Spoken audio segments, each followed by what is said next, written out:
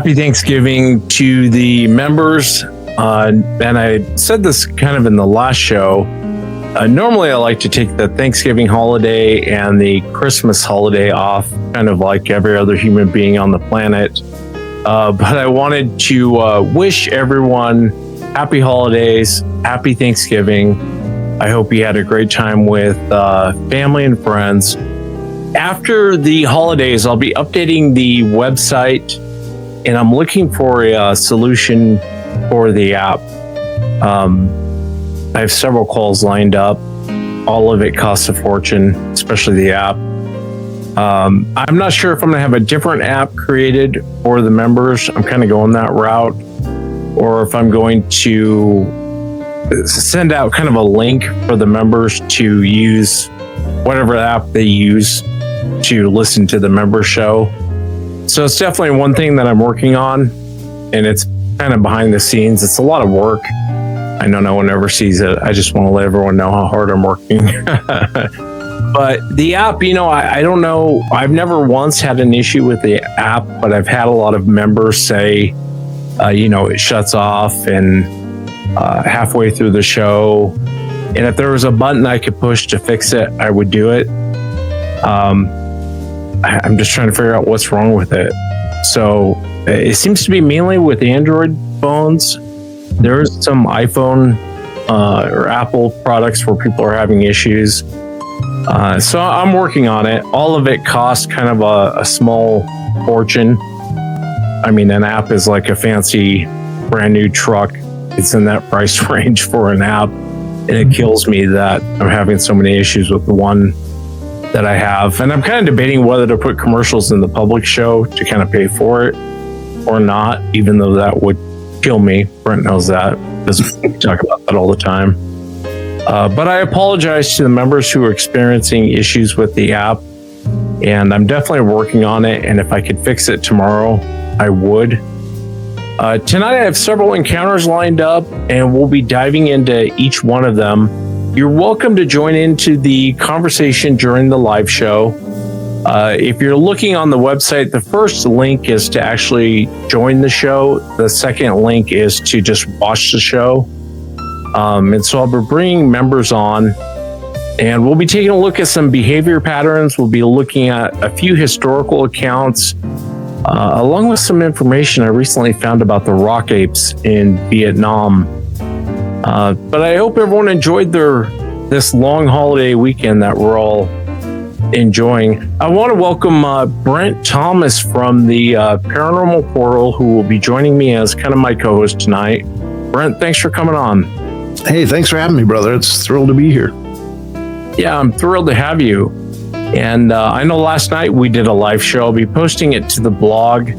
And Brent does live shows on YouTube every Wednesday, Friday, and Saturday, along with his paranormal podcast that's available on any podcast player. And Brent, we mainly talk about Sasquatch on the show, but there's other cryptids that come up. And I was kind of curious, what are your thoughts on Dogman? What's your overall feeling on Dogman, and if you have a feeling on it, and what do you think it is? I've wrestled with this a bunch. I find it interesting that there's cultures all over the world that have had these legends of these canine-like people from the cynocephaly back in the old days. They were regarded as very fierce warriors, to depictions of like Anubis and stuff like that in ancient Egypt. The legends of the werewolves, the Wolfman. And even over here, I think that I've heard I think Kerry Arnold actually told me this, that there's some First Nations tribes that have regarded these things that we call Dogman as guardians of burial grounds. And then I find it interesting with Linda Godfrey that, she kind of stumbled onto this story from, in Wisconsin. And it was the first sighting was on old Native American burial grounds that she started digging into and went into looking into what is this then, which became the Beast of Bray Road series or information. But I don't know. I'm really confused because there is quite a diversity of explanations. Some of them say they have the digigrade legs where the knees go backwards. Some say they what they saw had a plantigrade. Some say there's tails. Some say there's not. There's different physical explanations or descriptions of what people are seeing.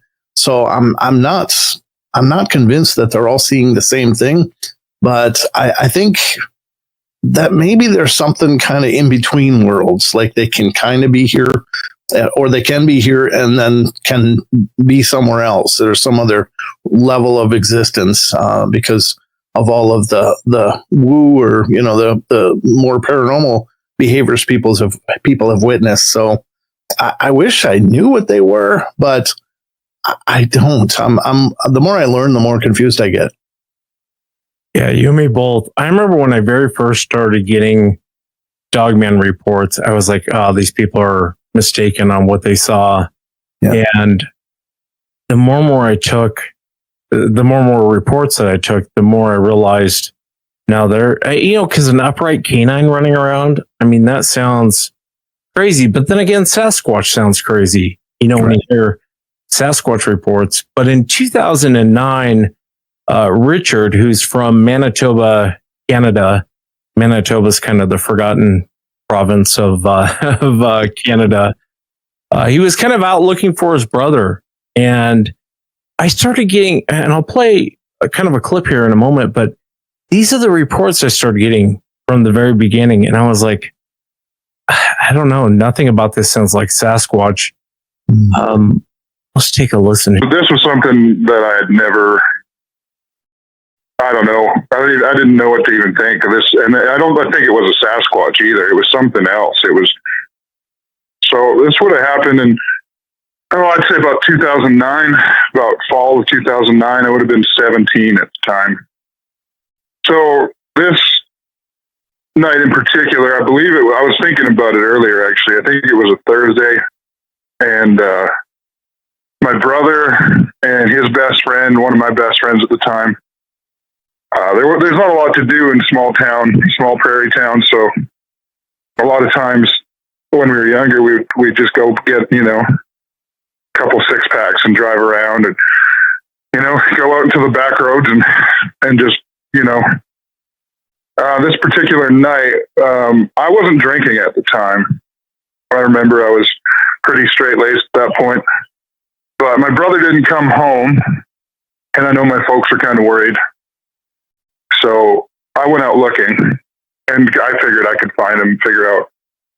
He had called, and his phone died, and that was a flip phone days, and the service wasn't great out where he was. So I went out driving, and just combing through these back roads, like every mile road.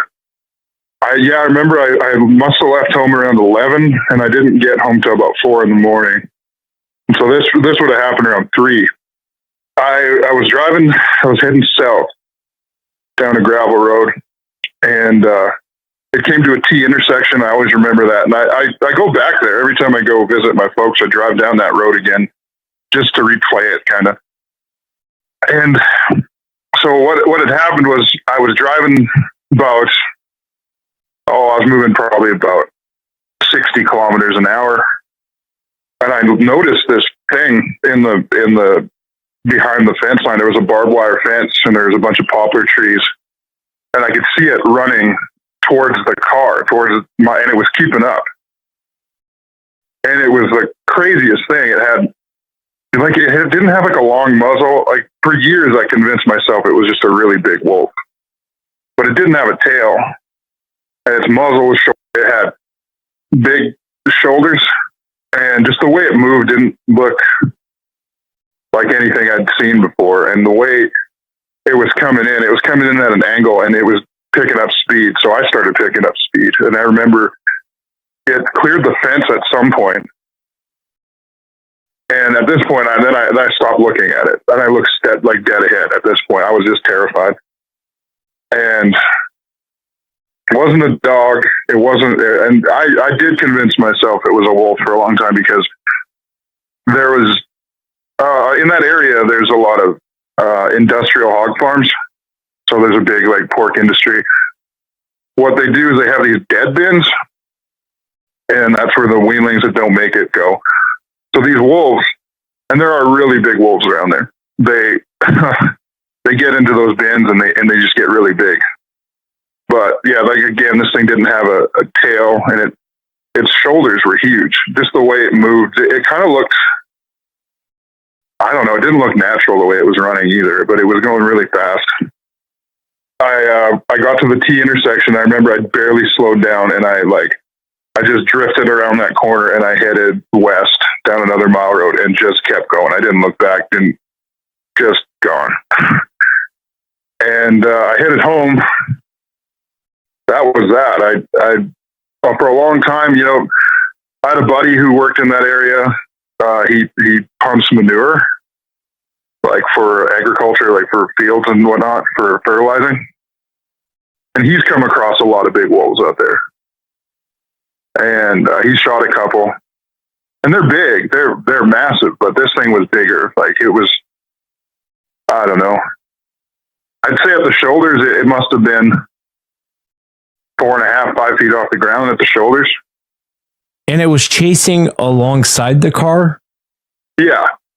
Yeah, it was running. It was coming out of the field through the poplar trees, and it was running at an angle, which is what kind of caught my eye at first. Was I could see it coming.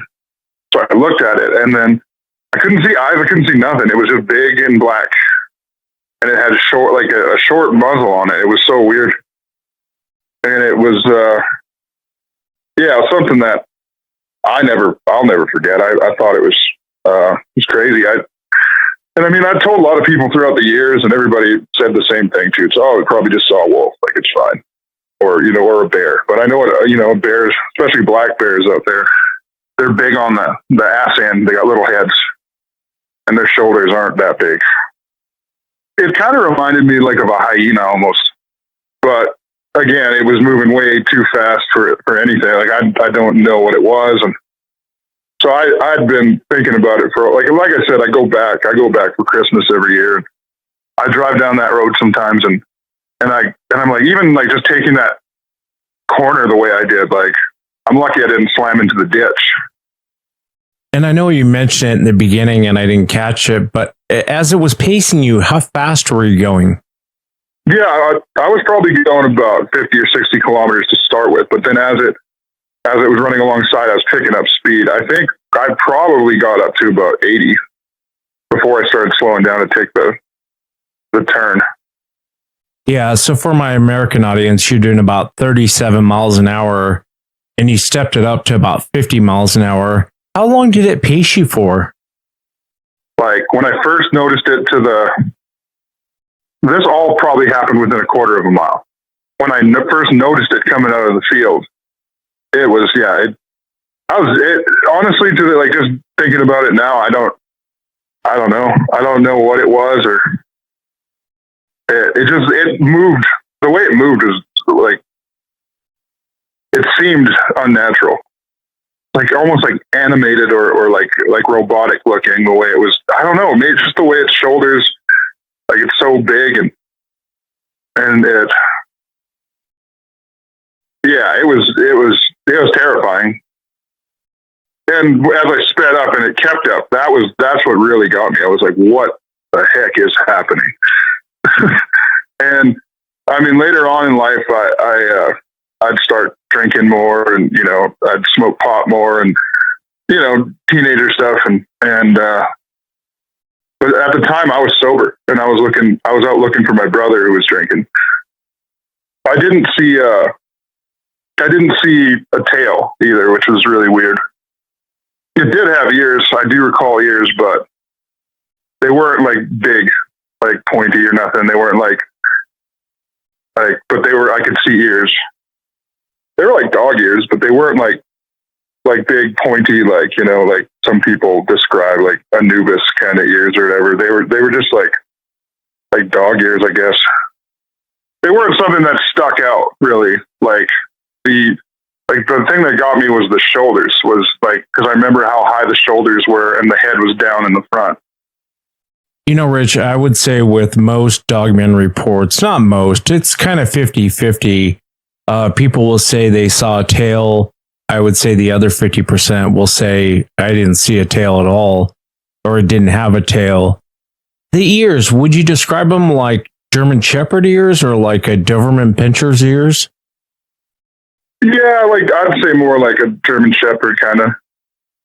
I remember because I'm driving and I'm looking forward and then I'm looking at the side, so I'm looking back and forth. So I never really got a chance to, and I wasn't going to stop either. So I wasn't about to stop. So it happened really fast, and I remember I just headed home after that.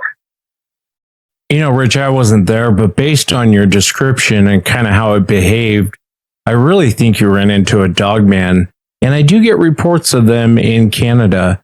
I've had reports of them in Alberta. I've had, I think, 2 in BC and a few in Ontario, upper Ontario, kind of where the Canadian Shield's at. Was there anything about it that you thought this is something natural? Not really. Like I said, as the years went by, I would convince myself it was just a really big wolf. And there are big wolves. But don't get me wrong. Don't kid yourself. There's a lot of big wolves out there. But yeah, I just go, like I said, I go back every year and I drive down that road and I try to replay it, and it just doesn't make any sense. Just how like dark it was. I could just see its outline basically as it kept up with the car, and the headlights were kind of, I didn't really see eye shine either. But for years, like I get nightmares about it sometimes, but I also get like, I'll have weird flashbacks. Like the neighbor has a bunch of sheep down the road, and so these 2 big sheepdogs come and chase my car every now and then when I drive by, and I just get like a flashback. But when a dog chases your car, you leave them in the dust pretty quick. Sometimes dogs will chase cars, but this thing was like pacing you. Yeah. And it seemed like it was chasing eventually, because it came out of the field at an angle as I was heading south. And then once it got up the side, it kind of kept up for a while as I was picking up speed. When I would very first get dogman reports, Rich, I would be like, people are mistaken. There's an upright canine. But over the years, the more and more reports that I took, the more and more I'm convinced this thing is out there. And I've had people on the show who've seen it in broad daylight. And I know that you don't know what it was, and I don't know what it was. I think you ran into a dog man. But if it was a dog man, what do you think it is? Well, it doesn't seem natural to me. It doesn't seem like, and I don't know, like I think, I don't know. I could go down this rabbit hole all afternoon, but it's got to be something that either is from another place or people are just messing around with things they shouldn't be messing around with, genetically modifying things. And I don't know.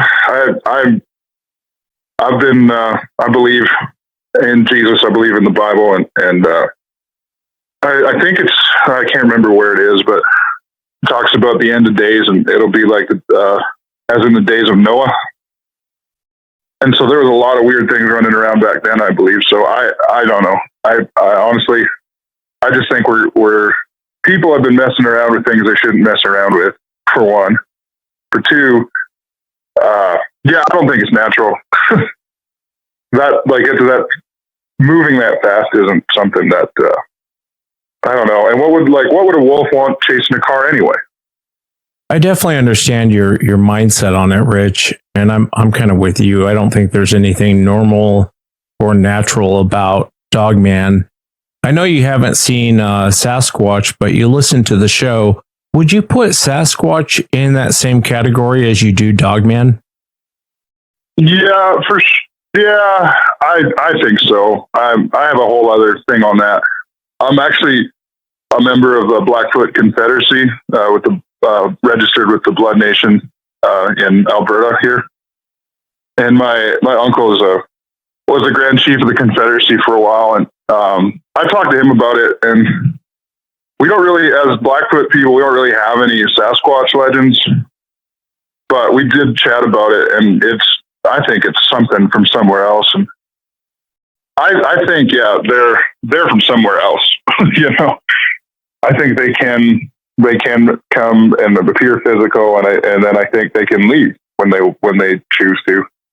Or, you know, if they're here, I listened to a show of yours a couple years back, and it was really good. It was this guy from it was the episode about the little monkey, and he like was taking a leak on the side of the road or whatever, and he saw a baby. He was a bow hunter, and he saw one in Colorado, maybe a younger one. Said that was about 6 feet tall, and he was saying that, you know, he was talking. I remember he said something along the lines of like, well, if Satan is real and the end is coming, he could do a whole lot of damage with these things. And I remember just thinking, like, yeah, I could see something like that happening. I think if there is a population running around that live out here, I think they're probably living underground in the mountains somewhere. And they come out when they want. But I also think that there's a spiritual element to some of these things. I think some of them are just evil. I was chatting with a buddy. He lives up in the Yukon, and he was talking to a Dene elder up there. And she said that if you see one, it's they're spiritual. And if you see one, that something bad is going to happen. So it's time to get out of there, kind of thing. But again, I don't know. I'm kind of all over on it. You know, like I said, I could talk all day about it. Yeah, you and me both, Rich. I mean, it's one of those things, Brent. You kind of brought it up there. I mean, sometimes they have a tail, sometimes they don't. I will say, out of all the eyewitnesses I've asked, do you think it's natural? Do you think it's normal? There's only been one that said, oh, yeah, it's a natural animal. Everyone else is like, no, there's nothing natural about it. And a wolf runs about 30, 35 miles an hour, I would imagine, without any obstacles or anything in its way. And this thing's doing 50. I mean, and the way he describes the shoulders, you know, being 5 feet wide, wolf shoulders aren't. What's your take on that whole encounter? I think it's fascinating. I question the same kind of thing. Like, why would it chase a car? What is it trying to accomplish? And God only knows. But, you know, I would think that when you look at canines, it's very similar to like bears. They, like a wolf doesn't really have shoulders either. They're kind of, their rib cages are more elongated, and their legs are meant to, you know, aerodynamically fit to their sides, just, you know, for their locomotion. But these reports of the dogman having these real broad shoulders, oftentimes I've heard them described like a really athletic basketball player, you know, like with the big top, and they got the longer legs. But I don't know. I mean, it really boggles my mind, because again, like with Bigfoot, it could have easily hunkered down. This guy never would have seen it, but it goes out of its way not only to be seen, but to intimidate the hell out of the guy. And what's the end game of that? And it just, I mean, it cooks my bacon. I don't know. It defies logic. But is it just for absolute intimidation and like an alpha move, or is it more playful? I don't know. It's really weird. I've heard this sort of encounter before, and you never hear them actually chasing a car. They're always pacing it from the side. Kind of like with Sasquatch, you know, like when people are leaving the forest, something is pacing them out. It's not chasing them out, it's pacing them out. Mm-hmm. And oftentimes with these sort of encounters, you'll hear where they will actually pace people out of an area. And I've heard it with cars too, where people are, you know, in the States, where people are doing 60 miles an hour and this thing's keeping up, no problem. Yeah. I don't think there's anything normal about Sasquatch, well, that's all. That might be true too, but I don't think there's anything normal about Dogman. Yeah. And I've heard way too many people shoot them. Yeah. Yep. And everyone kind of describes the shoulders like you're talking about. A wolf's shoulders aren't that. Look at your dog. Your dog has no shoulders. A huge wolf really has no shoulders. Right. But these dogmen have shoulders like almost like men. And I remember when, I would get these reports, and this is probably back in 2014. I remember thinking, thank God they're not here in Washington. That's like somebody else's problem. Right. And then I started getting reports of them here in Washington and in Oregon. And it just really makes me wonder what in the world these things are. And I know there's a lot of people in the green room. We'll bring some people on after in a little bit here. If you're not wanting to come on and you're just kind of wanting to listen to the show, click on the second link down below so you can just kind of listen to the show instead of joining. I wanted to share this one with you, Brent. I threw it up on the blog. Wait, it's not coming up here. Hang on 1 second. Is it just showing us a black screen? Yeah, that's all I got. I hate technology so much. Let me try again. Hang on 1 second here. And we even got Shane from the Shadows in the green room. We'll be bringing him on here in a minute. I kind of want to hear his rock ape, the person he interviewed with the rock ape. If this will pull up. What the heck? There it is. Okay, good. So I threw this up on the blog. This was back on the 24th. And as you listen to this guy talk about it, he talks about these red lights. Thank you, Shannon, for commenting. He talks about these red lights. Here, I'll play the interview for you. I'm really curious on what you think about this. A lot of times people will, especially on their properties, I've said it a million times, they will have Sasquatch on their property, but then they'll also talk about these lights. And on Brent's show, the Paranormal Portal, on the live show, we were talking about this last night. And I was explaining to you, Brent, and I've told this story a million times, so I won't go back into it. But on the Browns property, we saw that light. The guy in the barn with me, and if you want to hear the whole story, you can go back to Brent's show and listen to it. But he had a thermal, and he couldn't see the light. And I thought he couldn't see the person holding what I thought was a flashlight. And so I was like, okay, well, he's doing something wrong. I've actually recorded the lights, but it wasn't on a thermal. It was on a night vision camera. And this is John from the Pacific Northwest. This cabin, and I don't even know if I'd really call it a cabin, it's out in the middle of nowhere. This is an experience about a month ago.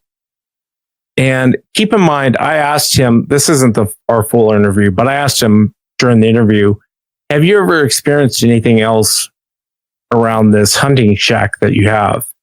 And he said, absolutely. I've had a few hunters run out of this area because of something roaring and screaming at them in the middle of the night.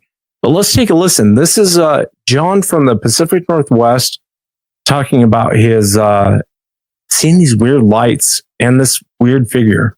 Listener, due to I guess an encounter that we had. A little background, I guess, but I'm 50-something years old, and we've been going out to this location I've been going out there for 30-something years. It's very remote, miles from civilization. It's close to vehicle traffic. You have to hike in. It's in the Pacific Northwest and not far from Olympic National Forest as the crow flies. Anyways, we've got an off-grid shack out in the woods that we use for hunting, and this took place October this year, 2025. It was after a long day, and we'd eaten dinner. It was dark, sitting around the table, just chit-chatting. There must have been half a dozen of us, I'm guessing. At one point, my wife said, did you guys hear that? I think there's something outside.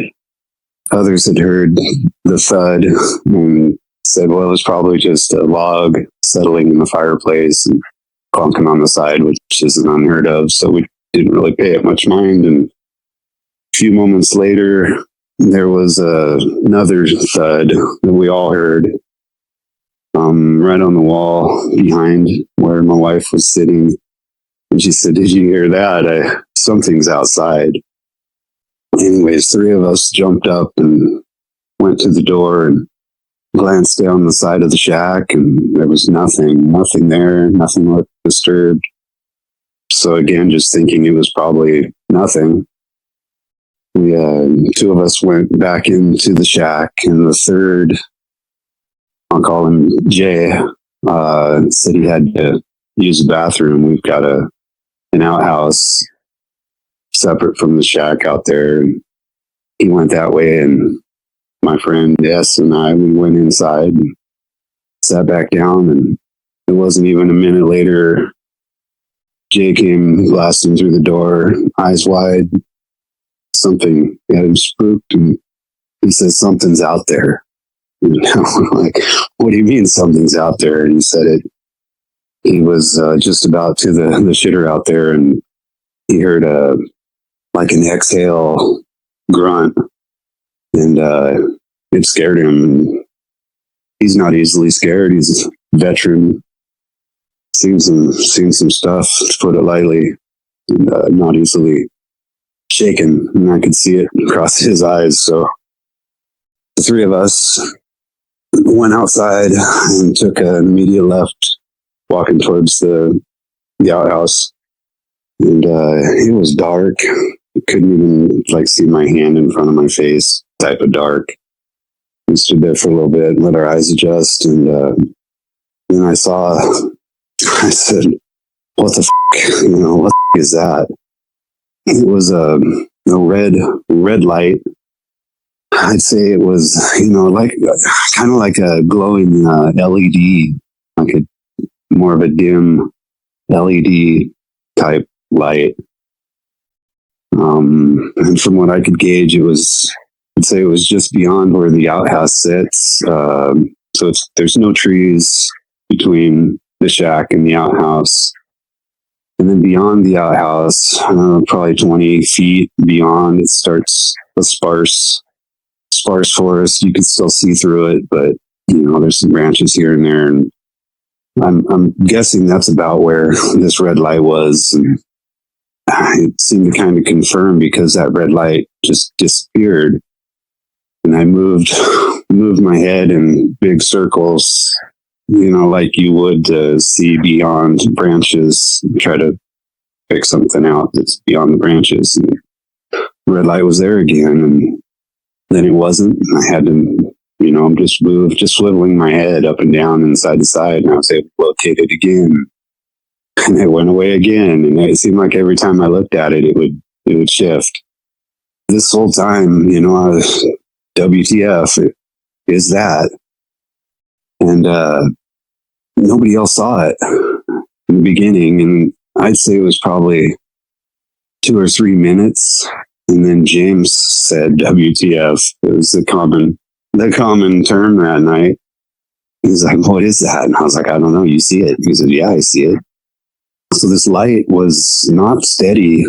It was pulsing, almost an on and off kind of it wasn't a flash. It was more of a fade on to off, on to off. And this whole time we're seeing it. My friend, we call him S, wasn't seeing it. And it seemed important for me to get him to see it. We've been a long time friends since kids, and Jay is a fairly new acquaintance to me, and S and I, we've been together a long time. I really wanted him to see this just to verify I wasn't going crazy and seeing things. And I was grabbing him by the shoulders, trying to position his face like where I would see these red light, and he just wasn't seeing it. And then I saw another.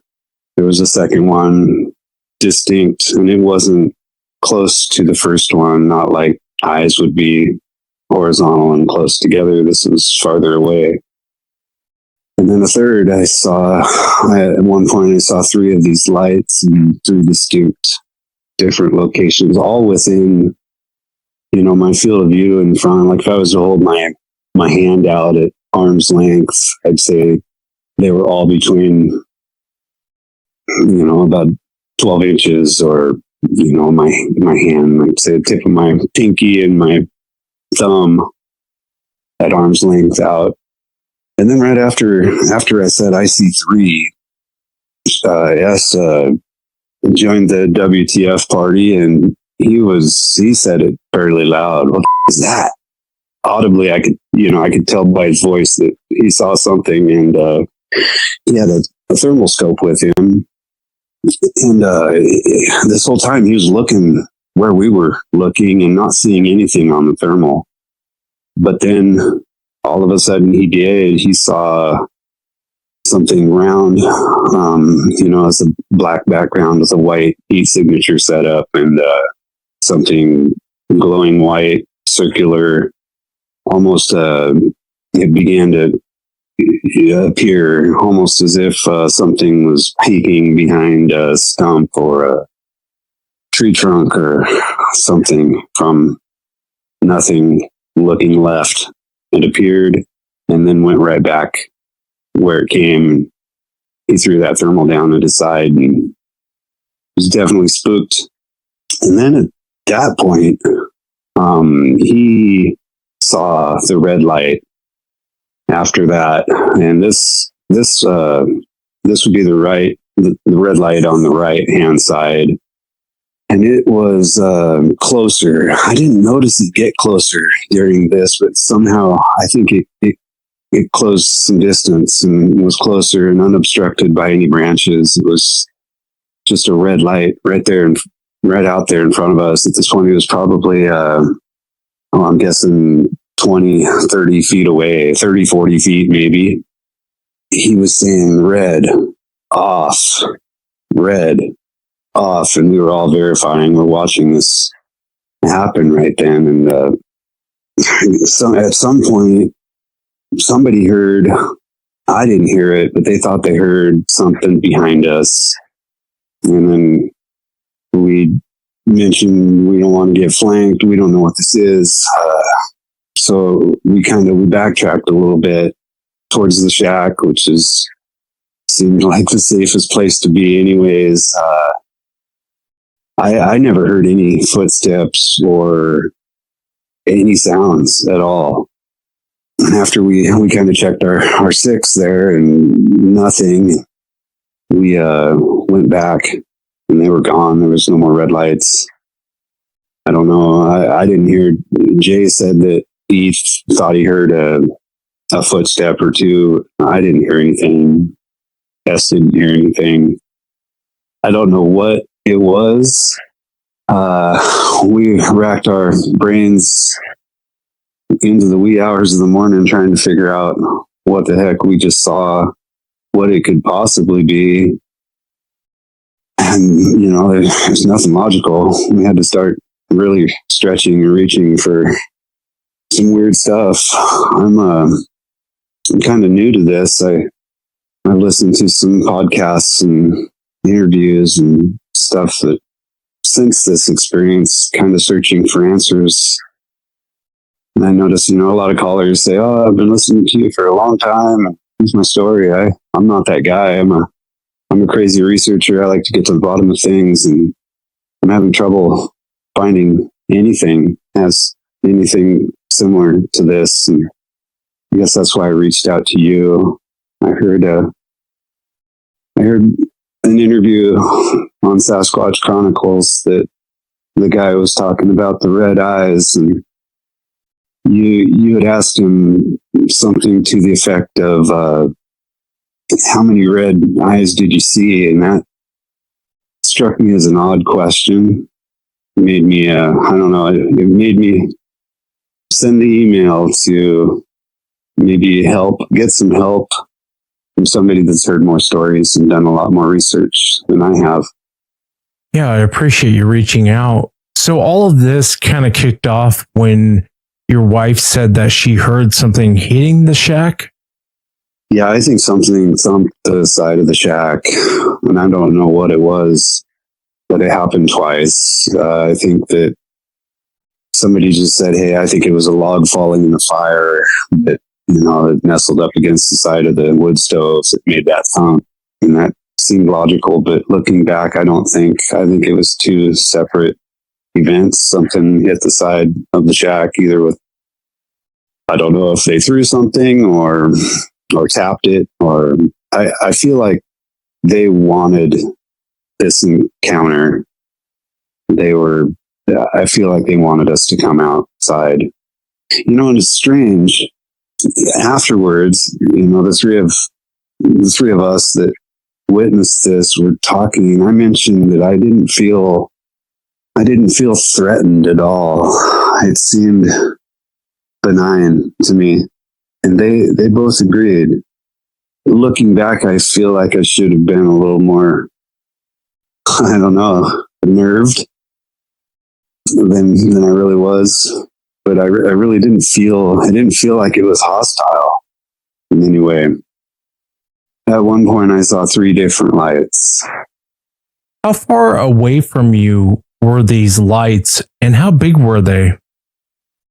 Well, I would say from where we were standing, 40 to 60 feet. It wasn't that far. As far as size, it was small. It was small, almost like an LED light, and faint, like a dark red. I've heard some stories about these orbs and stuff, and they all tend to be bigger, softball size, baseball size, golf ball size. This was very light, very, very small, almost like an LED, but not an LED, not a red headlamp, or even a bright LED on most devices is too bright. Just a faint red, dark red colored light. And when S was saying, red off, was it pulsating, or would it actually turn off and then back on? It was pulsing. I would say it would just about get completely extinguished and then come back again. But it wasn't fast, like, say you were throwing a switch, off on. It was more of a fade, fade to dark and then fade to bright. And I'm very curious, Jay has a thermal and he's kind of scanning.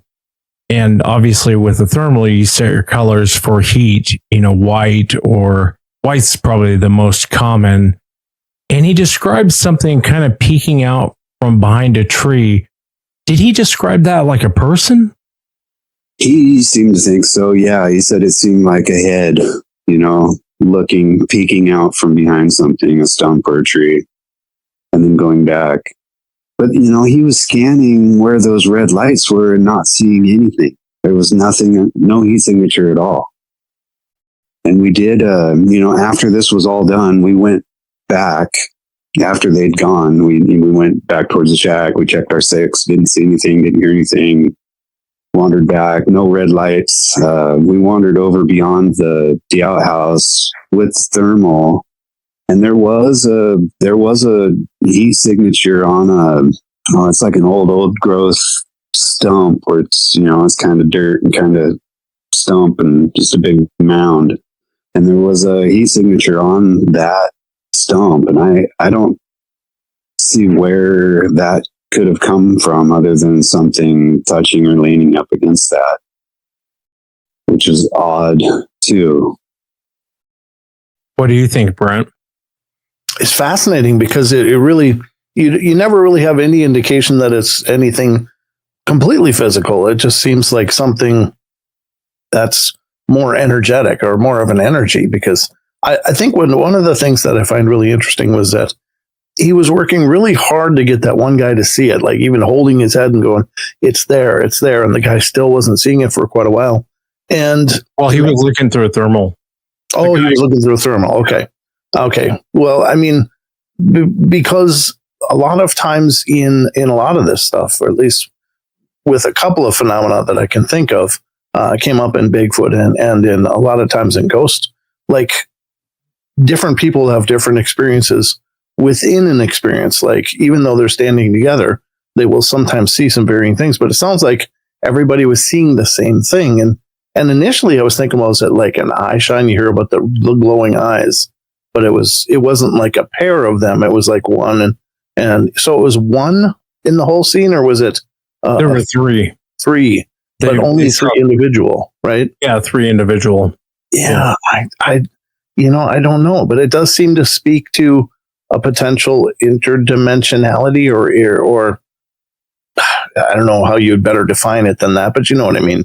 Like something that's not quite here, but it's here. So is it spiritual? Is it physical? God, I don't know. Yeah, I think it's interesting that they're out there in the middle of nowhere and they see the lights. And the thermal thing he's talking about at the very end, if you've ever used a thermal, I know that you probably have.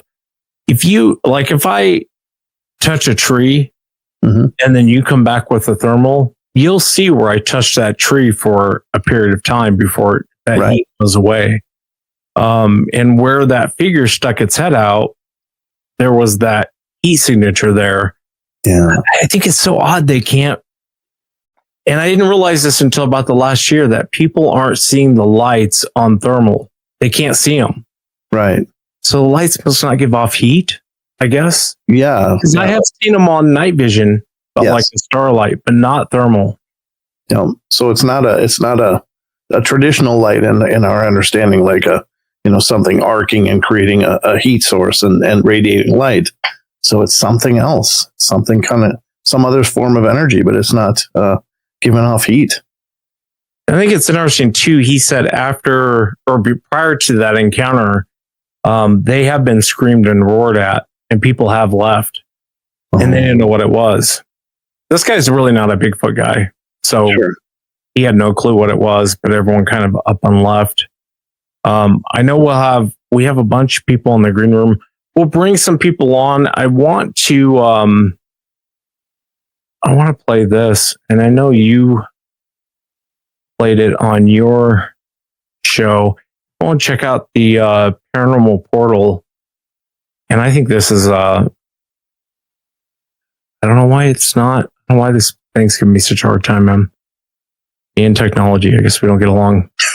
It's because you're doing a live show, and that's just the way it works. Yeah, I guess so.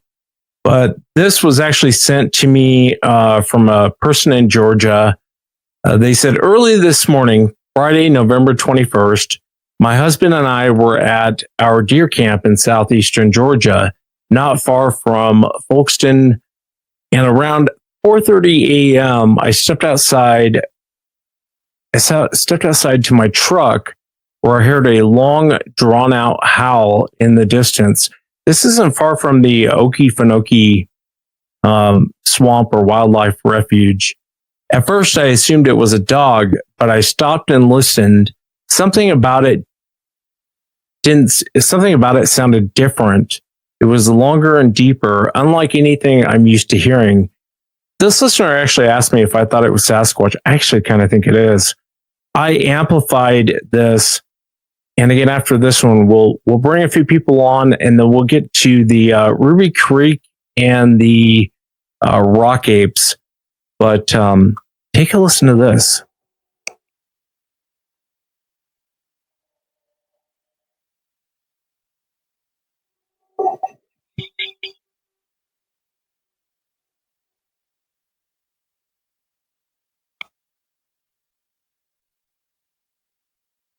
Let me play it one more time. I thought I amplified that. Could you hear it? I could hear it, but it wasn't as loud as I was used to. Yeah, I don't have my meters, so it's hard to tell. Let me see if I can crank it up.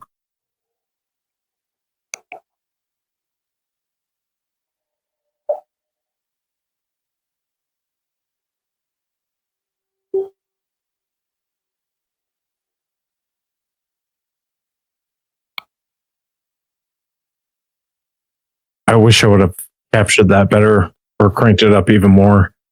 But if you go back and listen to that on the blog, I mean, you can definitely kind of remind me of the Ohio howl. What it reminded me of. Yeah, it's just bone chilling, and even through recording, it's still such a powerful sound. And that when they were there in person, it was a much louder, bigger sound than what's able to be captured on a little cell phone mic. Yeah. There's a lot that comes out of that Okefenokee. It's a long history of Sasquatch, that's for sure. But let's before we get to the there we go. Before we get to the Ruby Creek incident, Max, how are you, man? Hi, it was nice to get to speak to you. Good to speak with you. And to you too. Is it Brent? Sorry. Yes, sir. Yes, sir. Nice to speak to you, sir. Happy Thanksgiving to you all. Happy Thanksgiving. Thank you. Where are you from? I'm in the UK. Oh, very cool. Over the pond, as they like to say. Right? I've just got to say, it's been fantastic over the years that I've listened to you, Wes. It's really helped me through many nights and days. I've been listening since I think back in like 2017, oh, thanks, 16 man. Even. It's amazing, man. I mean, the reason that I stumbled upon your show years ago, and the reason I was hooked immediately is because of something that happened to me and my family here in this house in 2014, which completely changed our lives. Certainly traumatized really deeply myself. For some years, we didn't talk about it. And it became so invasive, is a way I'd put it, that it had me literally running to a cathedral to try to speak to a priest because I didn't know where else to turn. And there was a distinct similarity that happened. What grabbed me when listening to one of your shows was the silence that fell. Many people report that with Sasquatch. But we experienced the exact same thing. Myself underneath, I don't know what to call it. I guess the only common word would be a UFO. It was really, really close, and it was very, very personal. And when this thing was directly over our home, and I've stepped outside, it was a silence like I've never known before. I could only hear myself breathing. The thing was, as you guys were just talking about the lights, it all began with the lights a couple of nights before, with these balls of light, these orbs, whatever you want to call them. My daughter and a neighbor had seen them low in the sky. And the next night I was outside really early in the morning and saw a double flash of pure white light, which immediately, it was a crystal clear night. It was freezing cold. There wasn't a cloud in the sky. But this double flash of pure white light happened again. And when I looked straight up above me were these two balls of pure white light. But they emanate a light which is quite unique. It's, to me, from my experience, it's not the kind of light that you're used to seeing. Your eyes recognize it straight away as being quite unique. It's not incandescent. It's not quite fluorescent. It's more like a plasma, right?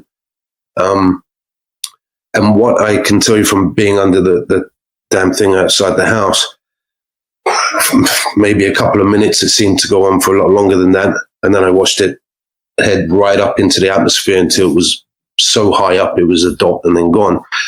Well, this thing came back for 2 more nights. Later on, investigated by a bunch of people, an ex-police officer. It turned out we had a flap of these things, as they call it. But I don't like to say what it was. But here's the thing that gets me is a few weeks later, me and my girlfriend were in the back garden, and we were just having a regular conversation. And all of a sudden, that silence fell. All the normal background sounds, just all the hair on the back of the neck stood up. And I felt that feeling many people describe. It was a claustrophobic feeling. I describe it as like a sheer dread to the bone chilling dread. And it made no sense, and it stopped us in our tracks. We were literally in the middle of a normal conversation about 11 o'clock at night. And all of a sudden, in this absolute silence, from the left and the right side, behind our garden fence, where you can see in between the wooden panels. It's like a half a foot between each one. So you can clearly see if something's back there, right? It was clearly bipedal, but it was like something out of a bloody nightmare. It was heavy footsteps. Boom, boom, boom. Both sides walking towards the center. At this point, my girlfriend got so freaked out, she jumped up, ran in and slammed the door. But I've never in my life been frozen solid with fear. I couldn't move. I was absolutely frozen solid as this couldn't see anything.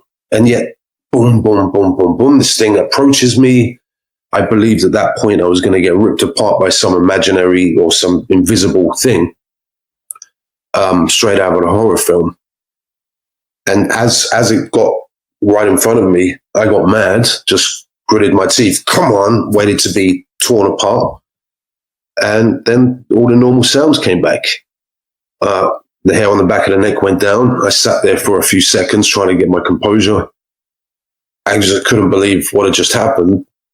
And that's when things started to occur in the house that you can only class as paranoid. We had daylight poltergeist activity to the point that my son wouldn't come home. My teenage boy wouldn't come home. Shadow beings in the house. It got so damn scary that even as a grown man, I couldn't sleep. I felt like I had to protect my family. How can you protect your family, your children from something you can't? It was horrible. But it started with this, as I say, these lights and an extremely close encounter with whatever that thing was over the house. So whatever, I think Shakespeare said it in Hamlet, right? Horatio says, what's the saying? He said, there are more things in heaven and earth, Horatio, than in your philosophy. I think it's the best way to put this is that whatever these things are, wherever they're coming from, I just don't think we have the means to just explain them with our current understanding of the world we live in. But they are clearly real, and whatever real is. And so, yeah, I just wanted to share that with you. It's a lot happened after that, by the way. It went on for quite some time, and I got involved with a few people that were helping. But I won't say what it was because I just don't know, and I can't stand, when people say, "Oh, we don't know." So that's the best and most honest thing to say. Whatever it was, I have no idea, but it really bothered us. It took me 7, 8, 9 years to start talking about it, and I'd have a trauma response, and nothing's ever done that to me in my whole life. But that was horrific, and we still live in the same house. And a couple of weeks back, I set up some CCTV, and I caught one of these orbs coming down from quite high up in the sky. I was in the back garden, and I just happened to look up, and it, to me, appeared amber, orangey, almost violent, kind of almost like a Catherine wheel, like a firework with its ferocity. And we were so busy setting up for a party, and so I kind of just brushed it off because it went over the tree line. I thought to myself, I better check the cameras because it came from over the front of the house, and I instantly knew it was one of these odd things that happen. I checked 2 days later, and there it is, coming from up high in the sky, and it materializes and travels pretty damn fast, and then you can see it come right down into camera view and over the back garden. So they're still around. They're always around, whatever they are. That is that's terrifying, man. And anyone, when everything goes silent, I guess I heard it best from an eyewitness one time, where it's almost like being underwater. But it's a little bit more than that. I mean, it is terrifying. What kind of things were happening in the home, and how did it end? Well, the worst thing was my teenage boy. He was 14. He showed up one day unexpectedly. There's a lot of backstory problems over years with the mother. No sooner than he moved in, things were going really dark around that time. But we walked over the back of the house where there's some woods that I used to go into all the time. And he was to my left, and we were walking and talking. It's 1 o'clock in the afternoon God's sake. It was a bright day, but it was cold. And just as we were about to head into the tree line, into the woods, that same feeling that happened in the garden with my girlfriend, that exact same feeling. Silence happened. I had a terrible bone-chilling dread, the feeling of being watched, that claustrophobic feeling. And I thought, oh, shit. I looked to my left and my son. He said, Dad, what is that? I don't like it. So I realized it wasn't just me feeling it again, which I was hoping it was. No. And all of a sudden, that feeling of being watched had a direction to it. And I automatically spun around to look. You know, if you're walking down the street and you look up and someone's looking right at you. But what was odd here is it was coming from up and back there, but up in the sky. I turned and looked and saw this, like a blacker than black. Like I've seen now, they have Vanta black, right? It absorbs the light, the paint. This thing was like that. It was just a cylindrical object. It must have been huge and just darted right behind this odd-looking cloud, which was extremely low, maybe not even 1,000 feet up. It must have been about 1,000 feet. But this thing just darted behind it, and I'm keeping my eyes on it, expecting something logical, like it's got to be a plane, a balloon, or anything other than what I just saw, because it didn't make sense what I just saw. And my son says, Dad, did you just see that? I said, yeah, did you see it too? I said, what did you see? And I'm still staring, waiting for something normal to come out the other side of that cloud, and nothing did. And he said, oh, it was like a can, what do you call it? Like a cylinder. Now, I remember the feeling of dread was so strong, danger. It felt so dangerous for us to be there, that I put my hand on his shoulder and I said, we've got to leave right now. And I was going to run. But the thing is, this is the bit that really messes with my head more than anything, really, is that neither of us remember leaving that field. I don't remember anything about getting out of there. The next thing I remember is back at the house, and we had an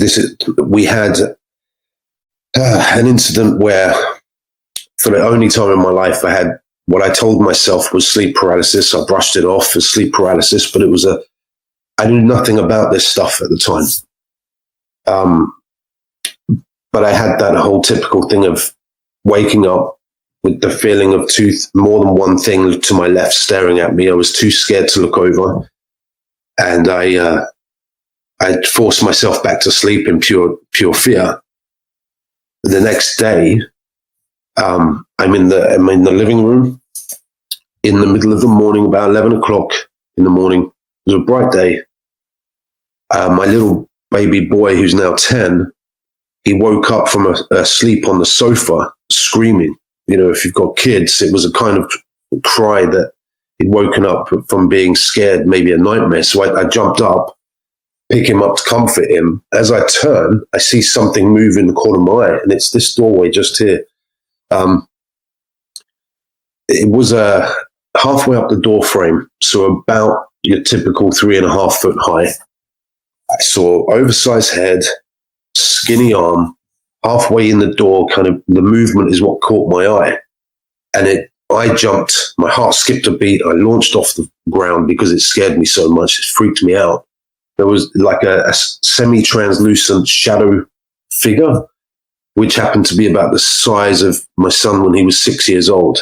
So whenever he'd walk through that door, it would always kind of like flashbacks of this thing, because it then glided across the room, glided out the back door that was open.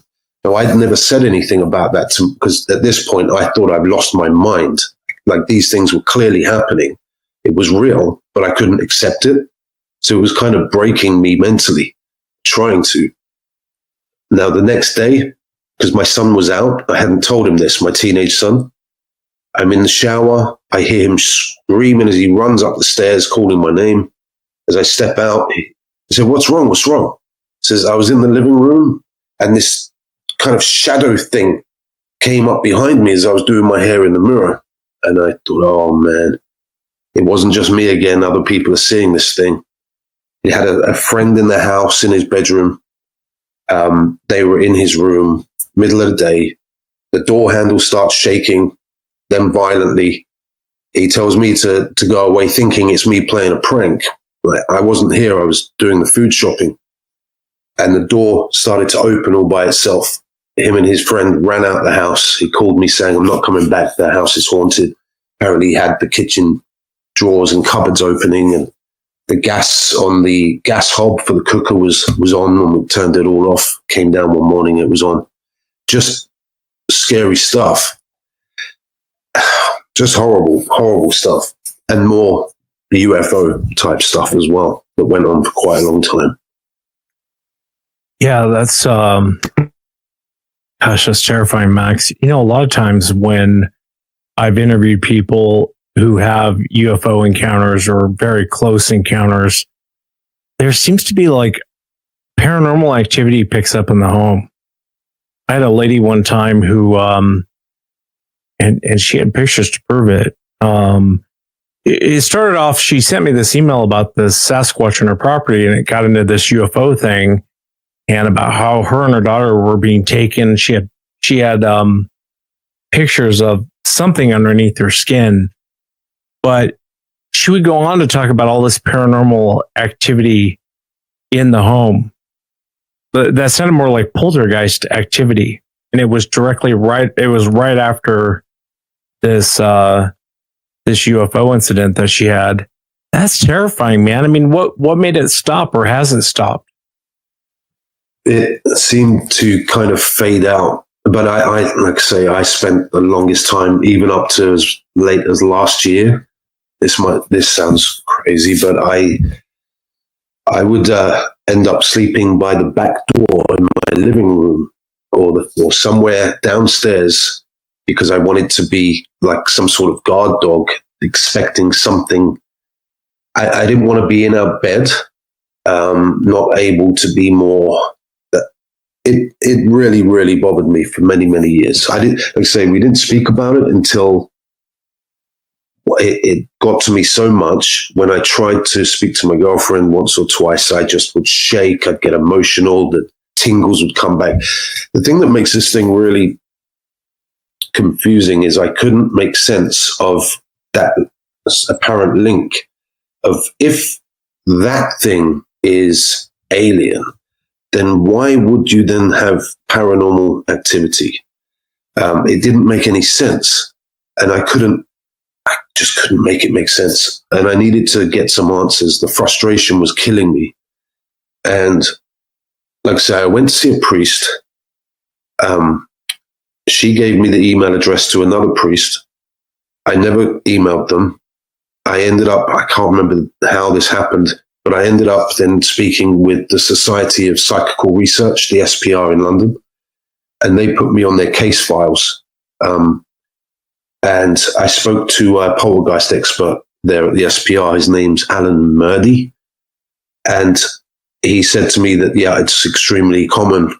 I didn't know this. This is the thing. I didn't know this when it was happening to us. It was all just shock and trauma and confusion. And then I had some other really helpful people get involved to help me understand it more. And after a time, I started to come to terms with the fact that I'll never have any answers. And the more I came to terms with that, the more I saw it as a good thing, actually. I made it sound really negative, but actually I feel, what's the word? Extremely appreciative. I appreciate it now because I grew from it. And I now know that these things are real, whatever they are. And yeah, most people can go their whole lives in ignorance, right? So I'm happy and I'm glad for that now. But like I say, sometimes we have these incidents very now and again, and I now check my cameras for that exact same window at 3-4 o'clock in the morning, because it happened for me at 4 a.m. when these balls of light showed up. So I always check the cameras at that time. I'm always scouring the skies. Yeah. That's terrifying. It's terrifying, Max. You know, there was a famous UFO researcher, probably knows the name of the guy. I can't think of his name off the top of my head, but he got into UFO abductions and encounters, and he spent years and years and years of interviewing people, looking at evidence. And one of the things that I thought was fascinating, the UFO community kind of turned their back on him. But out of all the interviews, what he started finding is when people would throw out the name Jesus Christ, these things would scatter. And I always find that, and that's why I don't think aliens are from a distant galaxy far, far away. Because what do they care of the name of that name, you know? And I've talked to eyewitnesses who've had stuff going on in the home, and they'll start making commands or demands using that name, and everything just stops. And I find that fascinating. What do you think aliens are? Do you think it's more? I mean, it's weird. The paranormal stuff goes on, but it's very common that I've heard. There were things that happened that I didn't want to share because they were so personal. And one of those things is that the moment that, well, it's so confusing because my daughter had seen these balls of light out the front of the house with our neighbor's friend, Rhiannon, the night before. But for me, when I wasn't thinking about it at the time, I was out the back of the house before going to bed, right? So I was just having a smoke before I came in the house to go to bed. But I was looking up at the beautiful stars, thinking of my grandmother, and I loved her so much. And she meant the world to me. And she had died 12 months earlier. And I was literally talking from my heart to her, hoping that, if there is such a thing, that I hope she's with my granddad and that they're happy. And it was at that very moment that the double flash of light happened in the sky.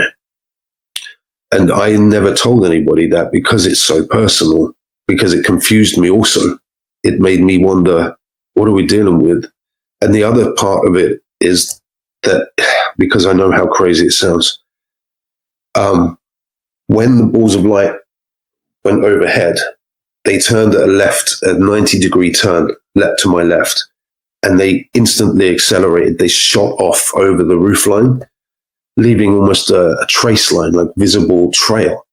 So I ran through the house, hoping to see more. And clearly at that speed, I wouldn't see anything. There was nothing. And it's when I went to come into the house, I said to myself, look, I'm really tired. I'm just going to go to bed now. So I'll tell my daughter that I must have seen the same thing that she had seen. And I looked at my phone, and I think it was like 11 minutes past 4 a.m. So I closed the door, locked it, turned to go up the stairs. And it's as if I was on the second or third step. This is the bit that's the most difficult to explain. I was stopped in my tracks because that instantaneous hair on the back of the neck went up. And I received what can only be put as a telepathic instruction, which was if I unravel the instantaneous kind of instruction that I had, which was clearly not coming from within me, it clearly came from outside of my conscious thoughts. In words, it said, don't close the door, go outside and look up. But in instantaneous, crystal clear, perfect information. And it's freaked me out because I've never experienced that before or since. And out of curiosity, that's when I went back down the stairs, unlocked the door. And as I stepped out and looked up, this huge 30-foot object, absolutely beautiful, golden, plasma-y object moved out from over the roof of the house, just offset from directly almost above me, about maybe 80 feet up. And that ultra silence and that feeling that I had was like somebody had flipped a light switch, instant love, instant connectedness, like as if it was realer than real. All of these things are so hard to put into words, but it was so unique. And it put tears of joy in my eyes that I've never ever felt other than my children at their birth, that feeling of a joyous love that puts tears in your eyes. it was unreal, man. And I didn't know what to do. It was so beautiful, yet so shocking. And all I could do was waved. I didn't know what else to do. And then I became aware of that electricity, the static that was tingles up and down my spine. All the hair on my body was on end. I looked down to my left forearm and thought immediately, my coat's on. I'm not going to see the hairs standing up. That's when the logic kicked in, and I started to think this could be dangerous because of the electricity in the air was so strong. I look around for a neighbor, hoping maybe I should shout out, maybe I should run in the house and grab someone, but I didn't want to break this moment. It was so beautiful to behold this thing. And it's when I realized I had my phone in my top left coat pocket. The moment I thought of that, it started to move left, and I felt like I'd messed something up. It moved to my left. I started to walk and then jog and then run. It curved sharply to the right and started to speed up and raise up as it was clearly leaving. So I stood back and just watched this beautiful thing as it went up, up, up, up, up, maybe over 30, 40 seconds up into the atmosphere and gone. Here's the deal though, Wes. If it's just, I don't know what it is, but I'm more likely to say that whatever these things are, they're what we have called in religious scripture angels, demons. We call them that because we don't have any better word for it. That I don't think it's aliens from another planet. I think it's something else, far more mysterious, far more beautiful, or scary, whichever way you want to look at it. But it opened me up. Much later on, months and months later, I would wake up with a feeling of being washed again, but in a positive way, almost as if I had a message that I started taking food to the homeless. I started doing everything I could to take every interaction to change my interaction with people. That the only thing that matters is kindness and love, unconditional acts of kindness. And as if this thing was teaching me that. I don't know whether that was a consequence, but it felt like something more than that, as if it was literally trying to tell me, that that's all that really matters. Just be kind to people, treat others as you would unto you, that have done unto you, and nothing else really matters. Yeah, turn the other cheek, all the kind of stuff we hear in the scripture, right? And I wasn't religious before this, but I have nothing but respect for these things now. Yeah, Max, will you email me? I'd like to talk to you further. It's Wes at SasquatchChronicles.com. I say it like every time during the show, but will you email me? I'd love to follow. I'm fascinated by this whole thing. I mean, I could sit here for the next 2 hours and talk to you. Brent, do you have any questions for Max? No, I think he's probably got it. It sounds like he's really dialed it in. I just wanted to comment that it is really common that there's a confusing bleed through between what are believed to be extraterrestrial encounters and what are believed to be spiritual encounters. And oftentimes it's almost indistinguishable. Like you can't tell what you're dealing with. And it, as you indicated, maybe it is what we think it is, and then it's actually something else. I agree with that. And I was going to make the statement about, invoking the name of Jesus, because I've heard that. It's like hundreds of thousands thousands, tens of thousands of accounts of people invoking the name of Jesus Christ in abduction scenarios, and they stop, like instantly done. And that's a very powerful thing. I think it's a beautiful story.